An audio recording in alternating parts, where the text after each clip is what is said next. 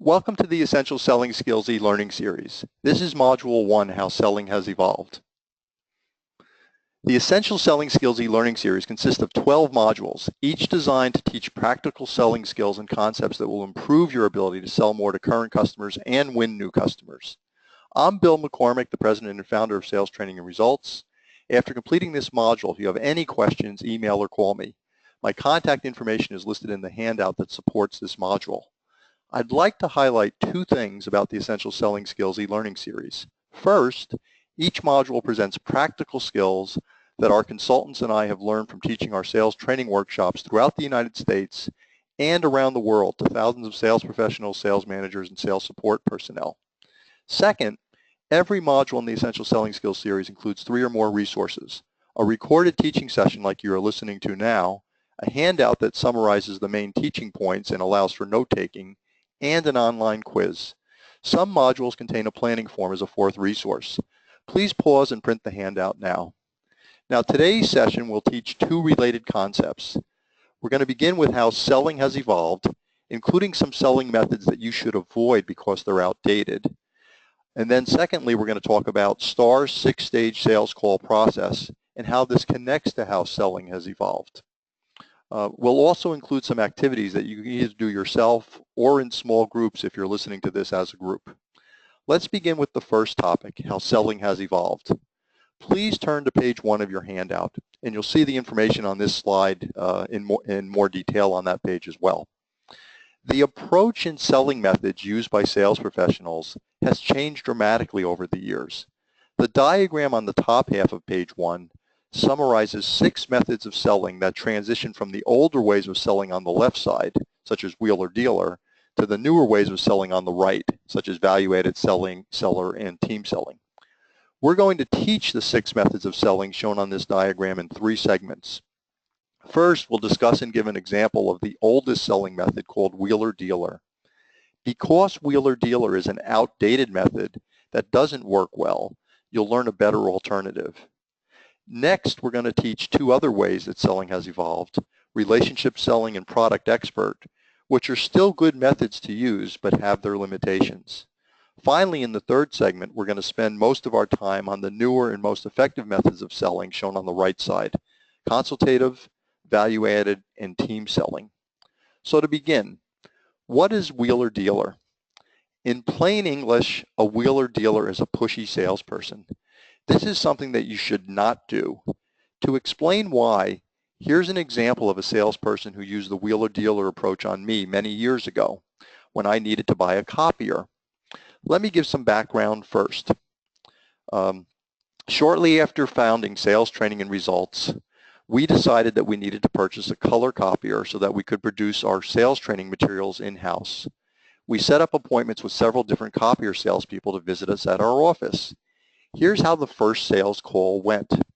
The copier salesman introduced himself and made some pleasant small talk with me and one other person from STAR. For example, he saw some photos on my desk of my family at a ski resort. I lived in New England at the time, and he asked some questions about where we liked to ski. He also made some small talk with my colleague. This part of the sales call was fine. Nothing wrong yet. He was doing some relationship building. Here's where it took a negative turn. He then said, "I know you're interested in a copier, so I'd like to ask you a question." He directed this question to me. "Bill, how much can you lift?" Now, I've made thousands of sales calls, and I've never once asked the customer how much they can lift. I said, "Why do you need to know that?" And his answer was, "Well, I brought the copier with me. I did not realize that your office is on the 2nd floor. I'm going to need some help carrying the copier in." I replied, "I'm not going to help you carry the copier in. You're the first copier salesperson we've met with. We intend to meet with several more to make sure we're getting the right copier at the right price." And he said, "I'm sorry to hear that." The reason I brought the copier today was the price is going up at the end of the month. You'll be making a mistake if you don't buy it today." Then for the next few minutes, he continued pushing us on why we needed to buy the copier today from him. Now, I'm going to stop that first example there to emphasize this key point. Don't use the wheeler dealer method. Now, why do I say that? Well, look at what he did wrong. Did you notice that he never asked us a question about our copying needs? Also, he never presented any information about his copier or his company. I had no idea what kind of copier he had brought with him, had no confidence it would meet our needs, and had no idea what kind of support his company would or could provide. You won't be surprised to learn that we did not buy from him. More importantly, consider this. How would your customers respond if you acted as a wheeler dealer? And by the way, if you're looking for a workshop that will teach you high-pressure closing techniques, we're the wrong sales training company for you. Now, before we discuss the other ways on page 1 that selling has evolved, I want to use the wheeler dealer example to teach some positive things that you should do instead. Turn to page 2. Page 2 will show a 6-stage sales call process that Starr developed. It begins with planning, as shown on the left side of the slide, and it ends with follow-up. Now, this 6-stage sales call process is a roadmap to ensure that you follow a positive and professional approach to selling and avoid making the mistakes made by the wheeler dealer salesperson. Now, at the top of page 2 on your handout, you'll see the words before, during, and after on the diagram. This divides the 6 stages into the 3 sections of the sales call process. Now, what you do before the sales call, the planning stage, is very important. Successful sales professionals plan better than average sellers. Notably, they set clear sales goals to identify their long-term desired results for each customer. They also set sales call objectives for what they want to accomplish on each individual sales call. They plan specific questions to ask, relevant information to highlight, and some actions and next steps that they want the customer to take. So you can see that planning is important. Let's look at the next segment. During the sales call, let's talk about what you do for the 4 stages that take place during the sales call. These 4 stages are labeled as opening, exploring, presenting information, and then agreeing to action. Think of these 4 stages as links in a chain. If one link is weak, the entire sales call suffers. So successful sales professionals excel at all these stages. Specifically, when the sales call begins, they do a great job in the opening by building some rapport and relationships. They then transition to the exploring stage, because quite honestly, the opening stage doesn't have to take that long. They then transition to the exploring stage. This is when they tend to ask what we call high-gain questions, and they actively listen to ensure that they understand the customer's needs. The information learned in the exploring stage allows them to do the next stage well, presenting information, which is when they express relevant benefits, differentiators, and make some value statements. The final step or stage to take during the sales call is what we call agreeing to action. This is when you conclude the sales call by asking the customer to agree to some next steps or an action. For example, to schedule another meeting or perhaps a product demonstration. It really depends on what you're trying to sell and where you are in the sales cycle. Now, finally, what should you do after the sales call? Follow-up is the 6th and final stage. You will set yourself apart by following up with the customer. Make sure to complete any actions that you promised the customer. Customers hate when a follow-up action is ignored. Okay, so now that you've learned, these 6 stages, let's evaluate, how did the wheeler dealer do? Well, on the positive side, he did spend some time in the opening stage when he did some relationship building with us. But what about the exploring stage? Nothing. He asked no questions about our needs. What about the presenting information stage? He said nothing about his copier or company. It is clearly wrong if on a sales call you don't ask any questions about the customer's needs and don't present any compelling reasons or benefits about your product, and you base your entire sales pitch on closing too soon. Now let's look at better ways to sell, because I want to move beyond wheeler dealer. Turn back to page 1 of your handout. Now we're going to continue with how selling has evolved. The next 2 types of selling that we want to discuss are what we call relationship seller and product expert. Now, these are older methods of selling, meaning they've been around for a while, but they still can be desirable ways to sell. But as you listen to these, they do have their limitations, which is why we're also going to focus on the better ways to sell when we finish talking about these two. So let's look first at relationship sellers. Relationship sellers, they focus on the interpersonal side of selling, and they do spend time building relationships with customers. Clearly, this is positive. You want to build relationships. You want to get to know your customers. We're not saying that relationship selling is bad, but ask yourself this question. If this was the only thing you did, in other words, if the only thing you did on a sales call was relationship building, how successful would you be? We believe that relationship selling has some limitations. Customers expect more from a sales professional than just relationship building. Most of today's customers will not buy from you simply because you spent time on small talk or took them out to lunch, or maybe you had time to take them to golf or some other kind of entertainment. In-person relationship building opportunities have decreased in today's business world because it's harder to get face-to-face sales time with customers. Customer communication today is increasingly done by telephone, email, and even online. The key point I want to make is relationship selling alone is going to limit your success. You have to do more than this. Okay, let's now look at a little more detail on product experts. Customers value sales professionals who are knowledgeable. However, there's a good way to be a product expert and a bad way to be a product expert. What you want to avoid is the mistake of presenting too much information. To illustrate this, let me tell you about the second copier salesman that we met with on the same day as the How Much Can You Lift seller met with us. The second salesperson was from a different company, and he arrived just after lunch. Now, let me talk about this sales call, and then we'll look at what went well and what was done poorly. The salesman began by making some pleasant small talk with the two of us before saying, "Can I ask you a question?" He then asked, "What do you know about copiers?" Now, compared to the first salesman, this was a much more appropriate question than how much can you lift. I told him, "Hey, I don't know anything about copiers." Well, here's where the second sales call took a downward turn. He then opened his briefcase. He took out a schematic diagram of the inner workings of his copier. For the next 15 minutes, he explained numerous features about their copiers, such as toner capacity and paper path, and he went into lots of details. Now, keep in mind, he was presenting to the two of us shortly after lunch. I looked over at my colleague about 10 minutes into his presentation, and she had fallen asleep. This is clearly not a good thing to happen during a sales call. Now, what specifically was he doing wrong?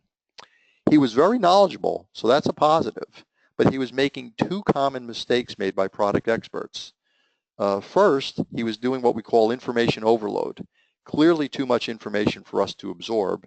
And second, he was doing what we call feature dumping, which means that he was talking about features about his company and his copiers, and he was not expressing them in terms of benefits to us. Now, there's plenty of times in the sales process where you should be a product expert, but please be careful not to make those two mistakes. When you do have to present information, do it well, and in particular, make sure you highlight benefits, not features, and you're concise so you avoid information overload. Okay, so now I've shared examples of two sales calls made by copier salespeople. What was missing in both copier sales calls? This is important because it's going to help us transition to the next way that selling has evolved. Notice that neither salesperson asked us questions to uncover needs. The only question we got from the first one was how much you can lift. The only question we got from the second salesman was, well, what do you know about copiers? Now think about that. You know, why they did not ask anything like you see on the slide here. I would have loved if they would have asked, well, why do you want to buy a copier? Or what problems are you having with your current system? Or what's the most important thing you're looking for in evaluating or choosing a copier company? It may sound hard to believe, but neither salesperson asked a single question about our company and why we needed a copier. To excel at selling, you must do a good job at asking questions. So let's now see where that fits into the evolution of selling. So now we're going to move to the newer and better ways of selling. So just kind of continuing to look at the diagram on how selling has evolved. The next one is consultative selling. Consultative selling has been around for 20 years or more, but it's still a very effective way to sell. What characterizes consultative sellers is they ask really good questions, they listen to a customer's needs, and then they make product or service recommendations by highlighting appropriate benefits and solutions. And by the way, if you want to improve your consultative selling skills, we have some separate e-learning modules in the Essential Selling Skills series, one dedicated to questioning skills and another one dedicated to listening skills. So that's kind of a big picture overview of consultative selling. It's clearly a better way to sell. Now let's move to the two final ways that selling has evolved, what we consider to be the best ways to sell. The next one up is what we call value-added selling. Value-added selling has become more popular for the past 10 years or so. Selling on value is an easy thing to say, but it's hard to do well. I make that statement based on having worked with lots of companies, lots of salespeople. When you sell on value and you do it well, you're differentiating your company and your products or services. You do this by describing for a particular customer how your product or service will create value for them. And when we say create value, let me give some examples. Perhaps your product or service can save the customer money through increased productivity. Or maybe your product or service is more convenient due to quicker shipping or more locations. Or maybe your product or service generates less waste. So that saves them issues about waste and also saves them money. So just overall, keep in mind that when you sell on value, you're trying to specify what specifically your product or service will do for that particular customer. Now, selling on value, to tie this into the evolution of selling, it pairs extremely well with consultative selling. Why do I say that? Because you can't sell well on value if you've not first done a thorough job of finding out what the customer's needs and major expectations are. Okay, let's move to the newest method of selling. Team selling is the newest method of selling. Now I know we're doing an overview here, and you're not talking to you live, so I don't know what kind of company or products or services you sell, but team selling does not apply to every customer situation. But when it is appropriate for you to use, team selling absolutely will help you protect and grow your business. Let me share two examples of star clients who successfully implemented a team selling approach. First example, one of our clients is a global manufacturing firm. And what they did in terms of implementing team selling is they assigned teams of 3 to 5 people to their top 20 worldwide accounts. The teams consisted of a mix of a salesperson, a manager, one or more managers, maybe a tech support person, and then depending on the account, maybe some other sales support personnel. Second example, second star client, was a smaller firm. It was a mid-sized internet security firm. They didn't have as many people in their organization, but they still did a good job of implementing team selling because they assigned 3 key people from their company to each large account. It was always a lead salesperson, and then it was one of their dedicated sales support representatives and one of their upper level managers. Now, what was the net result of team selling for both of these clients? Having worked with them as long-term accounts, both of them reported that as a result of team selling, it increased their sales, it reduced the service issues because now they could respond more appropriately, faster, et cetera, to any problems that maybe arose. And then keep this in mind, it also helped them expand access to other decision makers. The key point I want to make here is if you as a sales professional or if your company overall is not using team selling, consider doing it at least with your largest and your most important customers. And because this is a newer way of selling, let me give a little more emphasis on team selling. I want to say call your attention to the bottom of page 1, and I'd like to make 2 key points. First key point is when you put together an effective sales team, which does require time and effort, but when you put together an effective sales team An effective sales team will always outperform a single sales contributor in at least 3 ways. And you'll see this on the slide as well, so the handout. An effective sales team has more creativity due to the opportunity to brainstorm and just have multiple people participating. It's more productivity because you can delegate different tasks. It doesn't rely on just one person doing all the work. And then the one that I happen to like is it allows you to increase your access to other decision makers at the customer. The other key point I want to make about team selling is it works very well with younger salespeople. Millennials have grown up, college and et cetera, they've grown up learning in a team-based, highly collaborative environment.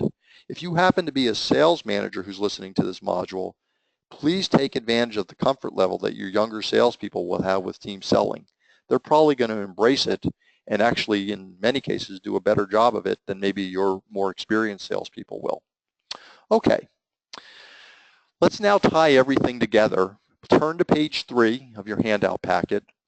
The diagram on page 3 links the stages of selling to how selling has evolved. And I'm going to use several slides here to kind of fill out what's shown on page 3. But keep in mind that the bottom half of this page also summarizes some key points. So let me begin by looking at first, how does the evolution of selling fit with the 4 stages of selling that you use during the sales call, which would be the opening, exploring, presenting information, and agreeing to action stages. Your focus during the opening stage of each sales call is to primarily build and strengthen relationships with your customers.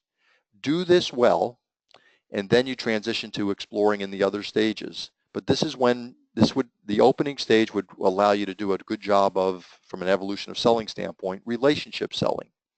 But keep in mind, you don't necessarily have to spend a lot of time there. You're going to want to transition then to exploring. So let's look at the exploring stage. The exploring stage is absolutely essential if you want to improve your ability to be both a consultative and a value-added sales professional. Your focus during the exploring stage is to ask questions and to listen so you thoroughly understand the customer's critical needs and expectations. Remember, you can't sell well on value if you have not identified the customer's value drivers, and you do this by asking really good questions during the exploring stage. Okay, still during the next stage of selling, presenting information. Well, during the presenting information stage, you want to be both an effective product expert and a value-added sales professional. So this is when you highlight relevant benefits, differentiators, and you make value statements. Remember, don't be like the second copier salesperson. Be concise. Avoid information overload. Let's look at the next stage. Agreeing to action is our alternative to wheeler dealer. In other words, the how much can you lift salesperson. The best way to win business is to get the customer to agree to a series of actions. And this will likely take multiple sales calls, but get the customer to agree to a series of actions that ultimately lead to getting an order. Finally, consider the newest method of selling, which is team selling.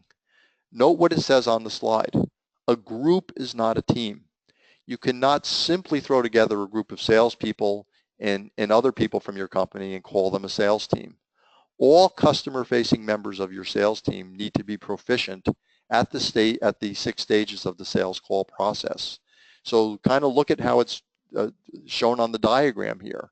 If you have a sales team, they should do all 6 stages together. They should plan together. They need to be skillful so they can make effective joint sales calls together. So they need to know what to do in the opening, exploring, presenting information, and agreeing to action stages. And they need to decide afterwards how to divide up the required follow-up actions. Okay, we've done this is kind of presenting the main teaching points. We do believe that the best way for you to really remember this and to use it is to do some activities. So let's use most of our remaining time today to work on 2 activities. Please turn to page 4 for our first activity. This is an application activity, and basically what we'd like you to do is use what we've discussed today to apply the 3 newer and most effective ways to sell which are consultative selling, value-added selling, and team selling. But how can you apply those three methods to your business? What we'd like you to do is, and what you see on the slide matches page 4. What I'd like you to do is fill out answer the questions, the 3 questions on the handout, and then afterwards share your answers with a peer or a manager to get some feedback. And if you happen to be listening to this or participating in this session as a group, just discuss your answers as a group. So please pause the recording now and take a few minutes to fill out this page. Okay, thanks for doing that. What I'd like you to do, we now like to move to our second activity. The second activity is what we call a put it all together activity. Turn to page 5. Use this planning guide to apply what you learned today to an upcoming sales call. It should ideally be a sales call that's going to take place soon. When you complete the short planning guide, you'll see that it reinforces and allows you to use the 6-stage sales call process to plan for an upcoming sales call. It also highlights which of the evolution of selling methods correspond to those stages. So keep in mind some of the key points we made about the evolution of selling and the most effective methods of selling as you're filling out this page. I do have the same comment for this activity as I did for the first activity. If you're an individual salesperson who's taking this module, then fill it out, but then share your answers at a future date with a peer or a manager and get some feedback. And if you're participating as a group, please discuss your answers as a group and do a role play to practice for this sales call. So please pause the recording now and complete page 5. Okay, thanks for doing both activities. I'd now like to just make a few concluding remarks for today's session. Now that you've completed this module, there's several ways for you to develop your skills even more. For individual sales professionals, please remember that the Essential Selling Skills eLearning series consists of 12 modules. Which other ones will benefit you? For example, Module 2, titled Stages and Critical Tasks, provides more detail and advice about the 6-stage sales call process. And then there's other ways that STAR can assist individual sales professionals. We have other online courses, but in addition to the other online courses, such as the 12 other modules that you saw on the prior slide, our consultants also provide one-on-one sales coaching. If you happen to be a manager, we have sales meeting kits that give you the resources to teach these skills. And then third, we can deliver a customized in-person workshop for your team. 2 final reminders. First, please take the quiz. It only takes a few minutes as a way for you to check for understanding and reinforces some key points. And then second, remember, if you have any questions about the teaching points that were made or the activities, call me at the phone number you see here or send me an email. I'll do my best to answer your questions. We do wish you a lot of success as a sales professional. Thank you for your time and attention today. This concludes the session.